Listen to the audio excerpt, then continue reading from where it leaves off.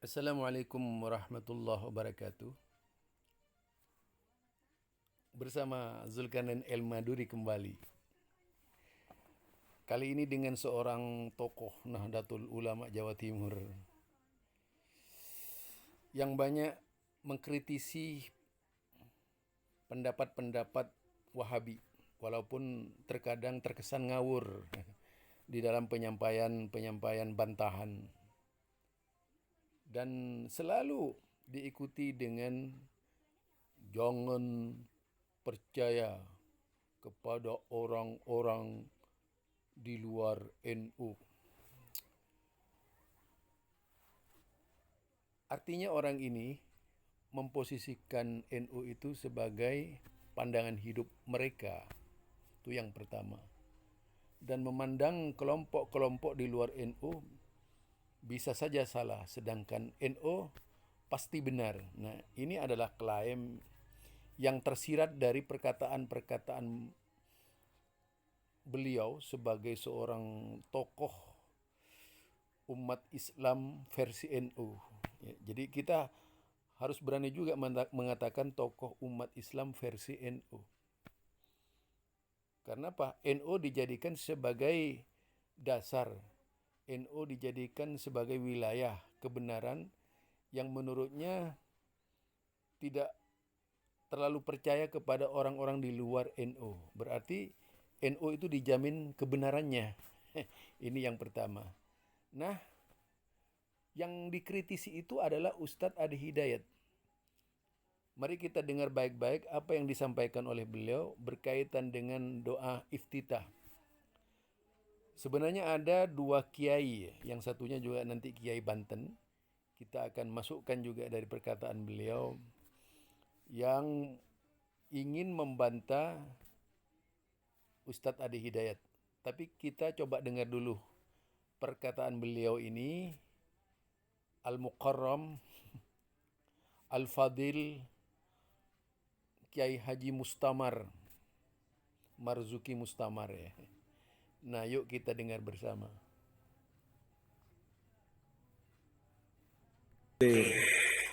Tenggero sediluk kali pulau nanggapi tentang ceramah Ustadz Adi Hidayat yang biasa dipakai di lingkungan Ahmadiyah. Ngotot sak ngotot-ngotote iftitah kabiro walhamdulillahi katsiro wa subhanallahi bukratahu dirose itu enggak ada hadisnya. Sudah saya cari pada 1235 hadis enggak ada. Sampai hadis palsu pun tidak ada tentang membaca iftitah kabiro walhamdulillahi katsiro. Lajeng kula kon coba bukaan doa iftitah dalam Sahih Muslim. Buka sarangkali kula lah tidak enten asli hadis Sahih Muslim. Doa iftitah setelah takbir maca Allahu Akbar kabira walhamdulillahi katsira wa subhanallahi bukratan asli wonten. Dan kalau Muslim ya sahih. Dalam kitab hadis ini hadis Bukhari sahih, hadis Muslim juga sahih. Bukhari Muslim sahih.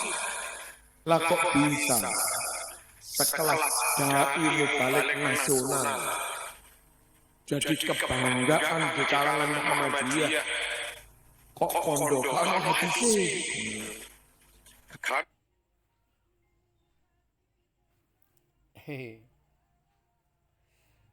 Ini perkataan beliau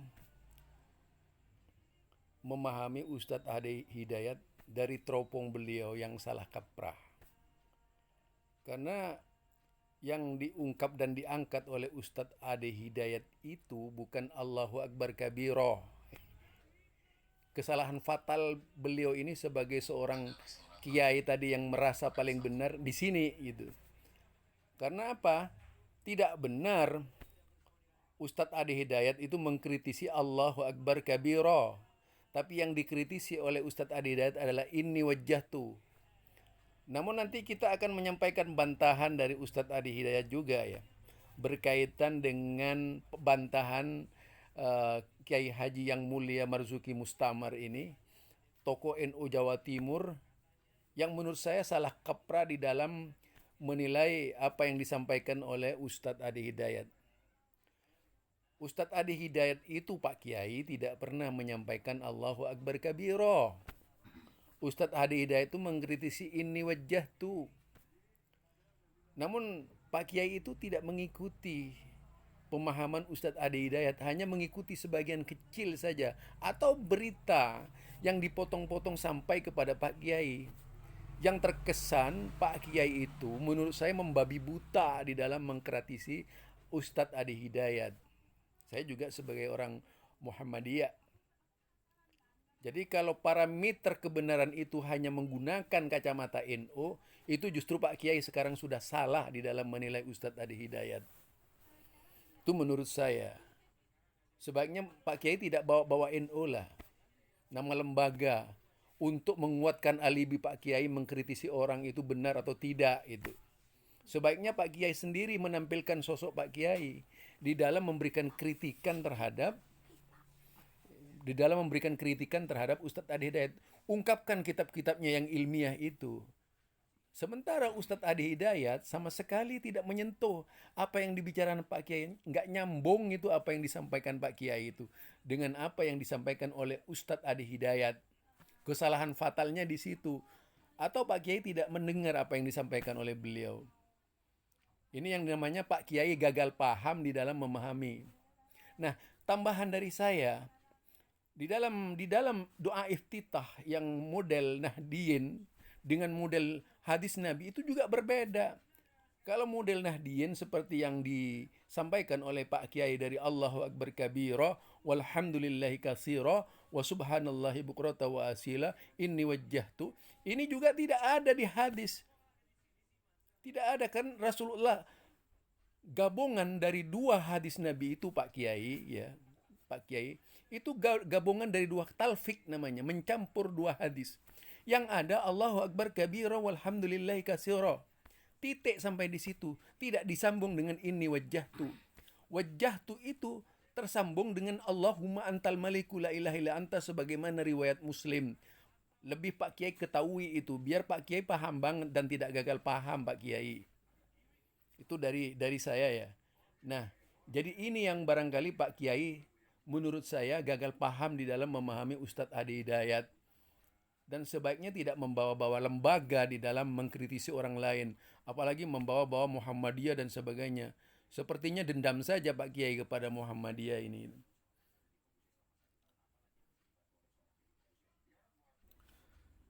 Sebagaimana yang kita ketahui, Ustadz Adi Hidayat berkaitan dengan doa iftitah ini memang cukup mengundang reaksi yang luar biasa dari berbagai pakar keilmuan. Mereka semua terlibat mengkritisi Ustadz Adi Hidayat tanpa mengetahui hakikat dan maksud yang diinginkan oleh Ustadz Adi Hidayat. Yang jelas mereka hanya sebatas membaca kesalahan Ustadz Adi Hidayat berkaitan dengan iftitah. Namun bagaimana yang sebenarnya dari perkataan Ustadz Adi Hidayat itu? Apakah sama dengan yang disampaikan oleh kebanyakan para ustadz termasuk Kiai Haji Marzuki Mustamar dan juga seorang Kiai Haji Ulama Banten yang turut terlibat mengkritisi Ustadz Adi Hidayat. Ustadz Adi Hidayat di dalam hal ini juga tidak diam memberikan klarifikasi, memberikan jawaban, bantahan yang ilmiah, tidak membabi buta dan tidak membawa-bawa ormas sebagaimana layaknya Kiai Haji Marzuki Mustamar yang lebih menonjolkan keormasannya daripada kemampuan dirinya sendiri gitu. Padahal kalau diukur dari kemampuannya sendiri itu tidak menunjukkan keberadaan beliau sendiri sebagai seorang alim. Harusnya beliau pakar beneran gitu, bukan hanya sekedar pakar-pakaran, hanya bisa menunjukkan tapi tidak bisa telaah mendalam terhadap apa yang dikatakan oleh Ustadz Adi Hidayat. Kesalahan fatalnya tadi, sebagaimana yang sudah saya katakan, kita lihat di sini banyak sekali ya tanggapan-tanggapan berdatangan dari berbagai ulama dan kiai yang turut terlibat dalam permasalahan Ustadz Adi Hidayat ini gitu, berkaitan dengan doa iftitah. Bisa dihitung orangnya cukup banyak juga ya kalau kita lihat. Ada benteng akidah yang membela Ustadz Adi Hidayat, namun kalau kita lihat, benteng akidah ini juga dapat tanggapan dari Kiai Haji Mustamar apa membela Wahabi katanya. Jadi mainnya sejak dulu Wahabi. Apa sebenarnya itu menunjukkan kerendahan beliau, pengetahuan beliau berkaitan dengan agama ya. Karena apa? Lebih bersifat merendahkan orang lain daripada menunjukkan keilmuannya gitu. Dan tidak sama sekali tidak menunjukkan referensi-referensi yang diinginkan oleh Ustadz Adi Hidayat. Ini ya, yang tentu saja bagi kita harus adil dan bijak di dalam menilai seseorang, bukan didasarkan kepada anti golongan. Apalagi sampai menyebut-nyebut Muhammadiyah, NU dan sebagainya, dan mengunggulkan NU seolah-olah di atas segalanya. Ini sebenarnya sudah tidak tepat. Diskusi begini nih subjektif sekali gitu, menunjukkan kelemahan dirinya sebagai seorang kiai gitu. Apa ya, lebih banyak curhat dibandingkan jawaban yang ilmiah menanggapi apa yang dikatakan oleh Ustadz Adi Hidayat. Dan tentunya banyak YouTuber yang mengambil keuntungan dari apa yang disampaikan oleh Ustadz Adi Hidayat ini. Ya paling tidak publikasi untuk mendapatkan subscriber itu. Itu yang dilakukan. Intinya sebenarnya apa yang disampaikan oleh Ustadz Adi Hidayat ini juga menjadi rahmatan bagi YouTuber gitu, untuk menanggapi apa yang datang dari beliau. Nah, mari kita coba lihat lagi. Inilah jawaban Ustadz Adi Hidayat atau kupas tuntas berkaitan dengan doa iftitah. Bagi mereka yang menyangkal apa yang dikatakan oleh Ustadz Adi Hidayat, untuk lebih cerdas lagi menanggapi apa yang disampaikan oleh beliau. Dan kalau kita lihat referensi beliau memang jelas sekali, tidak sedikit, cukup banyak apa yang disampaikan oleh beliau, dan tentunya melalui penelitian yang tidak sebentar, namun sebuah upaya penelitian dan usaha penelitian yang terus-menerus dilakukan untuk mengetahui satu hadis berkaitan dengan doa iftitah.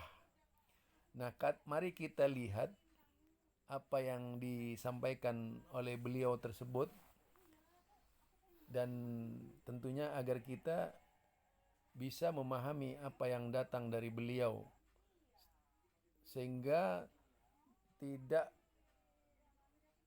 mendapatkan kesalahan sebagaimana kebanyakan orang yang gagal paham di dalam memahami perkataan beliau. Jawab teman-teman sekalian, ini pelan-pelan ya. Yang pertama terkait dengan klaim iftitah tidak ada dalam hadis, juga iftitah yang Allahu Akbar kabira tidak ada dalam hadis, dan itu dinisbatkan kepada saya pribadi gitu ya. Insya Allah video-video ini telah saya mintakan kepada bagian IT kita tuh untuk dikumpulkan, karena yang seperti ini kita sudah insya Allah mengetahui dari tahun-tahun ke belakang, dan kami tahu itu yaitu sebetulnya dimunculkan dari tahun 2017 mencoba, cuman mungkin nggak ada perhatian, gagal gitu kan. Terus 7 bulan lalu muncul lagi, nggak ada perhatian, gagal lagi, 3 bulan lalu muncul lagi. Nah kemarin itu disinkronkan oleh mereka dengan media cetak. Jadi begitu muncul video, media cetak disebar. Nah itu kita sedang telusuri itu ya, motifnya apa gitu di balik itu semua. Tapi kita nggak ingin buang waktu, kita kembali ke sini. Sebetulnya seperti apa uraian yang pernah saya sampaikan. Ini sudah saya coba kumpulkan di sini. Alhamdulillah nih Allah kasih kemudahan lewat alat digital, jadi kita scan terlebih dahulu.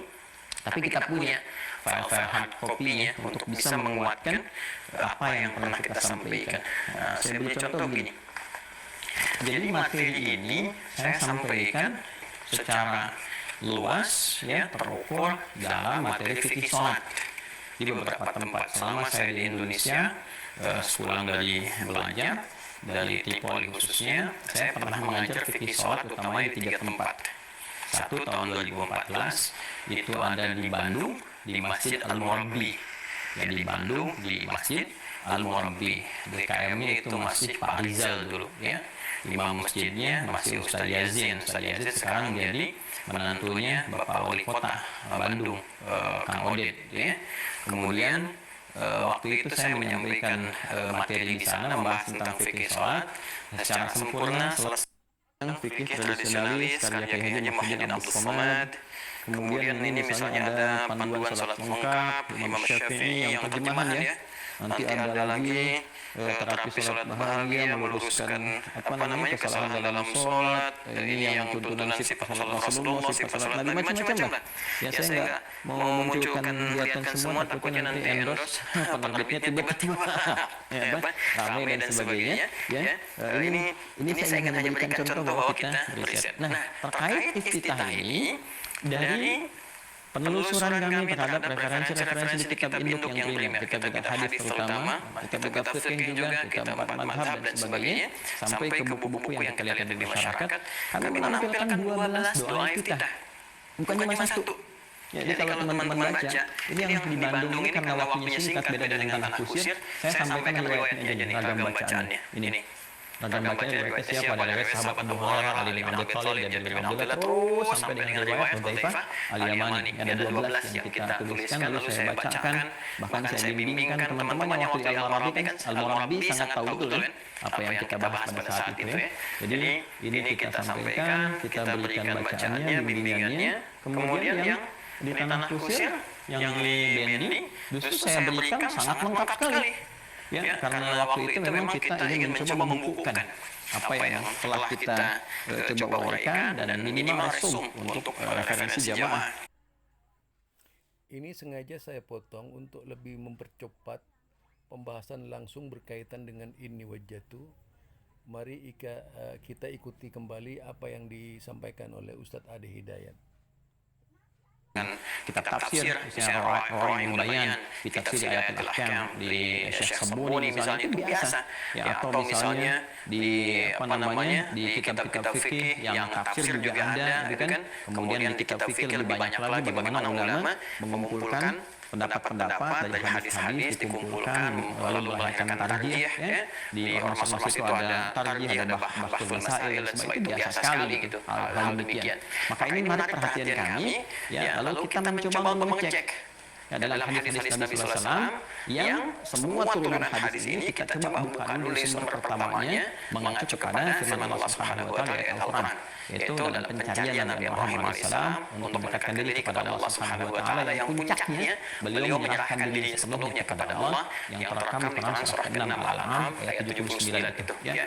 Ini wajah alladzi fatara as-samawati wal arda hanifan muslima wa ma ana minal musyrikin, dan kepasrahan, ketundukan, kepatuhan, komitmen untuk mendekat kepada Allah yang melalui tafsir ayat ini. Saya pun sudah membuka tafsir ayat ini ya, di tafsir misalnya Ibnu Katsir, kemudian Mafathul Ibnu Razi kan, atau tafsir-tafsir yang lainnya. Ini kan bentuk dari kepasrahan, ketundukan, komitmen, kepatuhan dan sebagainya. Nah, ini diwariskan ya, nilai dari kalimat ini diwariskan oleh Abul Anbiya Nabi Muhammad SAW kepada nabi-nabi setelahnya sampai kepada Nabi Muhammad SAW, yang penempatannya itu yang menarik kami untuk menggali dan meriset di mana ditempatkan doa ini oleh Nabi SAW yang sampai kepada kita. Maka secara cepat seperti yang saya sampaikan di awal, kita mencoba melakukan penelusuran ya, karena dunianya sudah bergerak ke arah digital untuk memudahkan. Kalau dulu kan kita cari misalnya Al-Mu'jam al-Fahras di Al-Fadhil Hadis karya Wensi gitu kan, satu-satu dilihat begini. Nah, sekarang kan caranya berubah ya, ada digitalisasi, kita bisa ngecek dengan digital, tapi yang terverifikasi nggak sembarangan. Ya kan ada versi-versi yang asal salin tapi nggak lengkap. Ya, kita nggak lakukan itu. Ya kita lakukan, coba cari versi digital dulu, misalnya di Maktabah Syamilah, gitu kan. Nanti diverifikasi oleh kitab aslinya seperti apa. Maka kurang lebih saya dulu kumpulkan versi digital sampai 1235 kitab hadis. Jadi dikumpulkan, dilihat kan enak tuh, tinggal klik semua, terus kita lihat pencarian semua hasil seperti apa. Dari situ kita verifikasi kita dari hadis.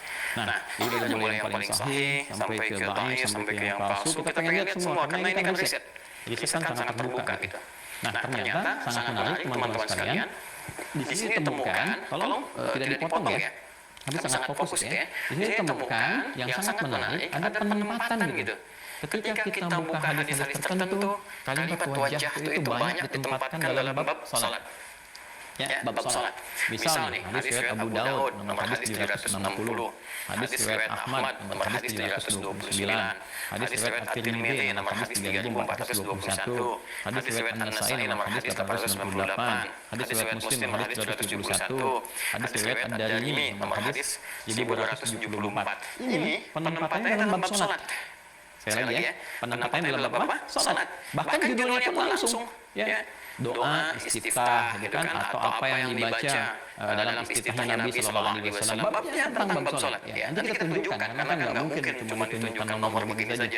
Ya, nanti kita tunjukkan seperti apa isi kitabnya, terus kami punya atau tidak kan kita harus sampaikan juga. Nanti jangan sampai klaim Ustaz digital gitu. Tidak terverifikasi kitab asli.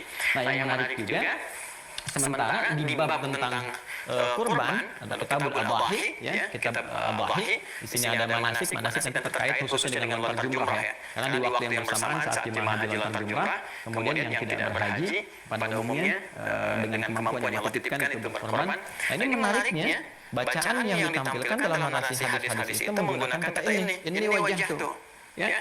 Misalnya ada di hadis riwayat Abu Daud nomor hadis 2795. Ini kan sama-sama Abu Daud nih. Di kitab yang sama. Ya, di kitab yang sama, tapi Imam Abu Daud dia menempatkan yang wajah itu di kitab salat, yang ini di kitab tentang kurban Adhahi. Ya, di hadis riwayat Ahmad, kalau ini kan musnad ya, musnadnya itu meriwayatkan hadis, menyampaikan hadis sesuai dengan periwayatnya. Nah, ini musnadnya dari Jabir bin Abdullah, ya kan? Kalau yang kesini kan ini berbeda. Kalau di Imam Ahmad di musnadnya Imam Ali bin Abi Thalib karena Allah wajah. Kalau yang di sini kan di musnadnya Jabir bin Abdullah ya. Nomor hadis 14.962. Di hadis riwayat Ibnu Majah nomor hadis 3.121. Kemudian di hadis riwayat Ad-Darimi nomor hadis 1989. Bahkan jelas diberi nama Kitabul Adhahi ya. Belum selesai ya. Jadi tahap pertama dari pencarian itu kita dapati polanya begini. Saya belum kitab fikih ya. Nanti kitab fikih kita telusuri lagi gitu. Nah, dalam kitab hadis polanya seperti ini. Tapi ini belum selesai. Kalau dipotong jadi berbahaya nih. Jadi repot gitu ya. Nah, kita teruskan dulu. Ini seperti apa nih gambarannya? Nah, ini skenan kitabnya begini nih, teman-teman. Nah, ini skenan kitabnya nih. Ya, ini yang dilihat Abu Daud nih. Babu ma yustaftahu bihi salatu minad doa. Ya kan? Bab penjelasan tentang bacaan apa yang dibacakan oleh Nabi sallallahu alaihi wasallam atau doa yang dibacakan oleh Nabi sallallahu alaihi wasallam ketika membuka salat istiftah. Nih ya. Ini yang tadi. Inilah pembahasan Ustadz Adi Hidayat berkaitan dengan inni wajjahtu dalam kitab Al-Mu'jam At-Tabrani. Mari kita ikuti apa yang disampaikan oleh beliau ini, agar kita bisa mendapatkan pencerahan lebih jauh apa yang disampaikan oleh Ustadz Adi Hidayat. Ini pengarangnya Imam At-Tabrani. Nanti kita temukan di nomor hadis 928 nih. Ya, jadi kalau kita kesini, ini jadi yang pertama nih, Mu'jam At-Tabrani ini sudah saya pisahkan ya. Ya, ini Mu'jam At-Tabrani contohnya nih teman-teman nih, yang ada di toko kitab ini ada 11 jilid. Ya, 11 jilid. Jilid pertama, kita ambil jilid pertama. Ya. Nomor hadis 928. Ya betul. Ya, ini kalau kita buka ke sini 928 ini mirip-mirip musnadnya Imam Ahmad ya. Jadi menyampaikan kepada kita riwayat-riwayat hadis berdasarkan perawinya, jadi si fulan meriwayatkan hadis apa saja. Jadi tidak menyusun berdasarkan bab fikih. ya, tidak menyusun berdasarkan bab-bab tertentu, misalnya apakah bab tauhid, apakah bab fikih, yang nggak seperti jami misalnya yang kompleks, jami as-sahihnya Imam Al-Bukhari 97 pembahasan, 97 kitab. Dari mulai kitab Badil Wahyi, kitabul Iman, kitabul Ilmi, terus sampai dengan akhirnya. Terus kitab Sunan umumnya berdasarkan bab fikih, ya kitab Taharah, kitab Shalah, kitab Zakat dan seterusnya misalnya. Kalau Mu'jam atau Musnad itu lebih kepada orangnya siapa, meriwayatkan apa. Jadi kita nggak bisa identifikasi langsung ini dalam bab apa, karena ini hanya meriwayatkan tentang ini orangnya gitu kan. Ini punya hadis apa saja. Nanti ketika kita akan memberikan penempatan itu kita lacak lagi di bab yang terkait. Nah, ini nomor hadis 928 ya. Nah, untuk memudahkan saya pindahkan ke sini. Nah, teman-teman sekalian, yang menarik di sini Al-Imam At-Tabrani dalam Mu'jam beliau, nah, khususnya ketika menerangkan tentang Mu'jamnya Ad-Rafi'. Namanya Al-Aslam, ya. Abdur Rafi' itu maula Rasulullah SAW, asisten rumah tangganya Nabi SAW atau asisten pribadinya Nabi SAW, lebih tepatnya disebut dengan demikian. Nah, ini disandarkan kepada Abdur Rafi' ini, teman-teman sekalian, ada orang-orang yang mengambil riwayat dari beliau. Nah, siapa? Ini misalnya Abdurrahman bin Al-Harith bin Hisham an Abi Rafi', ya. Jadi nanti mustajab tentang Abi Rafi' siapa yang mengambil dari beliau. Nomor hadis 928, ini penting saya tampilkan sanadnya ya. Ini persoalan di dalam kajian hadis, kadang-kadang kita hanya merujuk kepada matan, isinya. Oh, ada kok ini di sini di kitab ini isinya, tapi matannya cuma dilihat, sanadnya nggak ditelusuri. Dari siapa informasi ini datang? Apakah hal redaksinya begitu atau ada redaksi lain yang harus dikaji lagi, kan? Nah, di sini dikatakan qala, Imam Tabrani mengatakan hadatsana Abu Aqil, kan? Kemudian Anas bin Salam Al-Khawlani, hadatsana Abu Isbah bin Abdul Aziz bin Ali Al-Khawlani, ya, hadatsana Al-Husain bin Ishaq, ya, bin At-Tustari, hadatsana Ahmad bin Al-Bakkar Al-Khawlani, qala, keduanya berkata hadatsana Muhammad bin Salam an Muhammad bin Ishaq. Ini tolong ya, mana sekalian garis bawah ini, an Muhammad bin Ishaq an Syaibah an Nisah, ya, maula Ummi Salamah radhiyallahu ta'ala anha an Abi Bakar ibn Abdurrahman ibn Al-Harith bin Hisham an abihi an Abi Rafi' qala, ya, waqa ilayya kitabun fihi istiftahu Rasulullah sallallahu alaihi wasallam kana idza kabbara qala inni wajjahtu wajhiya lilladzi fatara as-samawati wal arda hanifan wa ma ana minal musyrikin, dan seterusnya bacaan. Ini makin menarik nih. Di catatannya, ya, Abu Rafi' ini di Mu'jamnya Abu Rafi' yang disampaikan oleh Al-Imam At-Tabrani, beliau menyampaikan qala waqa ilayya kitabun, aku mendapati satu kitab ini tertulis di dalam istiftahu Rasulullah sallallahu alaihi wasallam, doa istiftahnya Rasulullah sallallahu alaihi wasallam. Ya, tentu dibaca dalam salat. Kalau istiftah kan dibaca dalam salat, bukan dibaca dalam kurban. Ya, karena idza kabbara qala, yaitu ketika beliau bertakbir beliau mengatakan inni wajjahtu wajhiya lilladzi fatara as-samawati wal arda hanifan wa ma ana minal musyrikin inna salati wa nusuki dan seterusnya. Hadis. Tuh. Ternyata di sini ada di Mu'jam At-Tabrani redaksi inni wajjahtu, ya, yang disampaikan dibacakan Nabi dalam istiftah. Pertanyaannya, kenapa Ustaz mengatakan penelusuran Ustaz di 1235 kitab hadis dari versi digital tadi, di verifikasi yang Ustaz temukan ya, itu kan mengatakan nggak ada. Buktinya ini ada. Nah, inilah yang kami lakukan dalam riset, teman-teman sekalian, sampai kesimpulannya, ya, kita tidak menghitung ini kenapa. Jadi ada riset di sini. Ini yang terpotong, ini yang penting disampaikan, dan ini tambahan wawasan pengetahuan yang juga terbuka untuk dikaji lagi. Jadi bukan mutlak sebuah kebenaran, tidak. Ini biasalah, dialog ilmiah itu biasa gitu kan, sangat biasa sekali. Nah, jadi ternyata versi yang disampaikan di sini di Mu'jam At-Tabrani, ya, ini pun ada perbandingan, ada bandingan. Apa bandingannya? Ada yang disampaikan juga oleh Al-Khatib Al-Baghdadi dalam kitabnya Al-Kifayah fi Ilmi Riwayah. Jadi kalau kita ngelihat ke sini aja, satu versi ada nih bacaan istiftah Nabi menggunakan ini wajah tuh. Berarti klaim yang tadi dikatakan di awal ini wajah tuh hanya untuk di bab kurban saja, ya kan? Maka ini jadi gugur, nggak sesuai karena ada ini. Tapi kalau kita lihat versi bandingan dengan riwayatnya Al-Khatib Al-Baghdadi dalam kitabnya, ya, Al-Kifayah fi Ilmi Riwayah, ya, kadang sering disingkat dengan Kitabul Kifayah. Ustaz punya kitabnya nggak? Ada. Ini Kitabul Kifayah. Ini namanya. Ini Kitabul Kifayah fi Ilmi Riwayah. ya karangan Abu Bakar dengan Ahmad bin Ali bin Thabit atau dikenal dengan Al-Khatib Al-Baghdadi. Ya, beliau itu seorang hafidz, seorang ahli hadis juga. Ya, al-muhaddits ini kan al-hafidz, al-muhaddits ini gelarnya. Ya. Nah, ini sudah saya tandai juga nih, teman-teman sekalian. Nah, di halaman 401. Halaman 401. Nah, ini tentang bagus nih, kita sangat bagus sekali ya. Terutama mengajarkan kita bagaimana meneliti sebuah hadis, bagaimana kita mempelajari ilmu hadis dengan baik, terukur, membedakan ungkapan hadatsana, akhbarana itu apa, menerima hadis itu bagaimana ya, dan memberikan contoh-contoh hadis terkait. Ini tentang zikru kaifiyatil ibarah berriwayah 'anil munawalah. Nah, jadi ini tentang menyampaikan kepada kita tentang ibarah, jadi ungkapan tentang penyerahan satu riwayat melalui munawalah. Munawalah itu biasanya pemberian kitab, buku.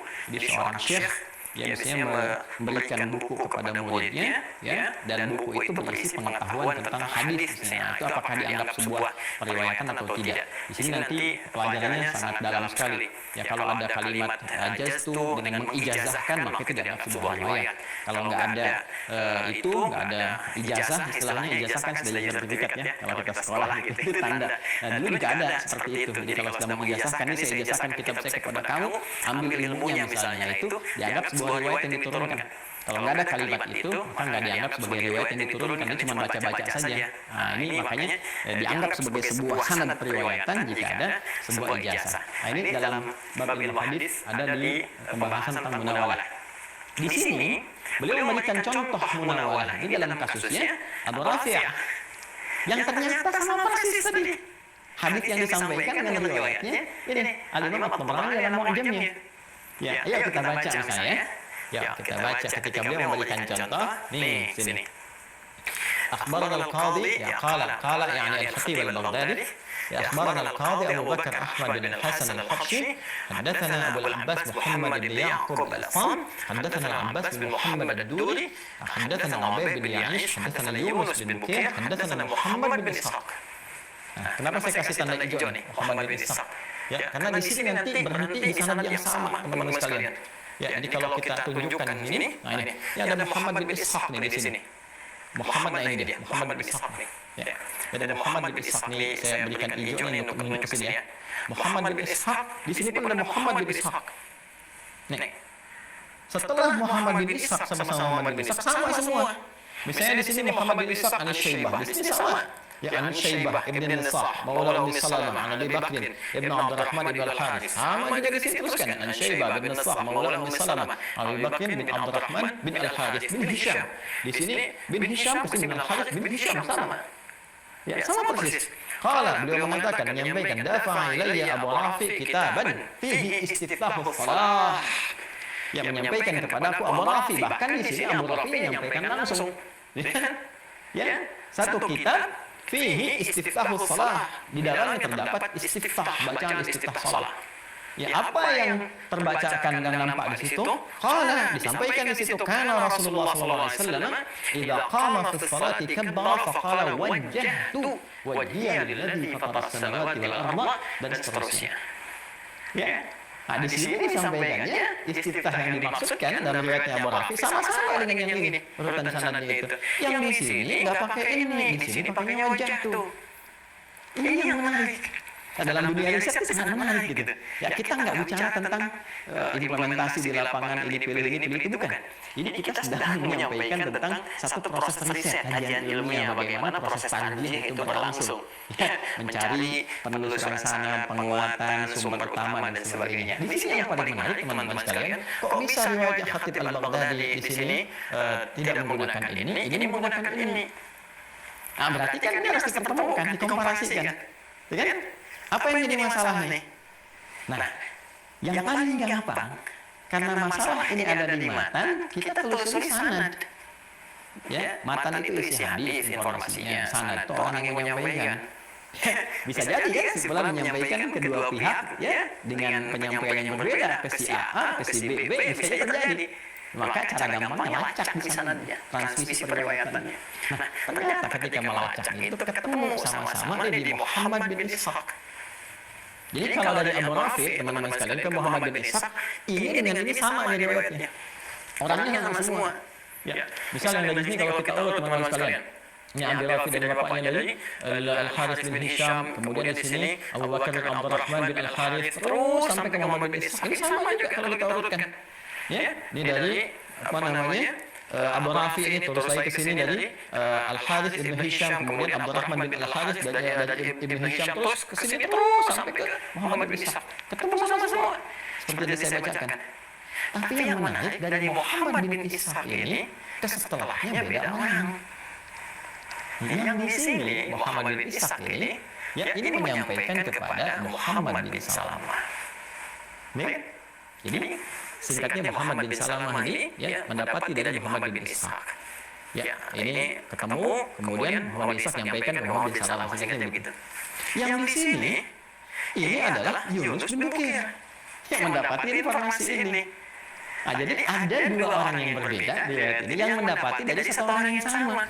Jadi dari Muhammad bin Ishaq ini sama semua, baik versi yang Khatib al-Baghdadi, versi At-Tabarani sama semua. Cuma ketika menerima dari Muhammad bin Ishaq ini, yaitu yang di sini kita temukan teman-teman sekalian Muhammad bin Salamah, yang di sini Yunus bin Bukir, ini dua orang berbeda. Ya, apakah ada dugaan tertentu sehingga menyampaikan ini versinya jadi berbeda? Kan dugaan yang paling gampang ini beliau ini boleh jadi menyampaikan dua versi ini. Ke Muhammad bin Salamah pakai ini, ke Yunus bin Bukir nggak pakai ini, kan gampangnya begitu kan? Nah, tapi kan dalam hadis harus terukur. Maka kita lacak dulu siapa Muhammad bin Ishaq ini. Ya, bagaimana kredibilitasnya dalam periwayatan, bukan orang. Ya, kalau penilaian per orang, ya semua punya keistimewaan tersendiri ya dalam periwayatan hadis, bisa ya bagus, baik dari segi akhlak, karakter baik dan sebagainya. Itu periwayatan tuh punya penilaian tertentu, punya kualifikasi yang khusus. Maka untuk melihat ini teman-teman sekalian, kita buka lagi nih. Ini. Nah, itulah paparan Ustadz Adi Hidayat berkaitan dengan beberapa ulama yang terlibat diskusi polemik berkaitan dengan bacaan inni wajjahtu wajhiya lillazi fataras samawati, yang ternyata menurut beliau memang ada rawi, di antaranya itu tadi Muhammad bin Salamah dan Yunus bin Bukir, yang tentu saja dari dua orang ini harus ditinjau dari sisi ilmu hadis, di mana diterangkan secara detail oleh Ustadz Adi Hidayat bahwa di antaranya ada yang tadlis, orangnya mudallis, yaitu orang yang tidak menyebutkan orang lain, yang sebenarnya ada orang lain yang meriwayatkan, atau beliau hanya membaca dari buku, kitab. Itulah yang dibahas oleh Ustadz Adi Hidayat. Nah, disinilah terasa sekali begitu ilmiahnya dan kejujuran dari apa yang disampaikan oleh beliau, ungkapan beliau, dan berhasil memancing sekian banyak tokoh umat, yaitu ulama-ulama, mengeluarkan unek-uneknya yang sesungguhnya. Terutama di dalam hal ini yang paling ambisi menyebut Ustadz Adi Hidayat seolah-olah pendusta itu adalah yaitu KH Marzuki Mustamar ya.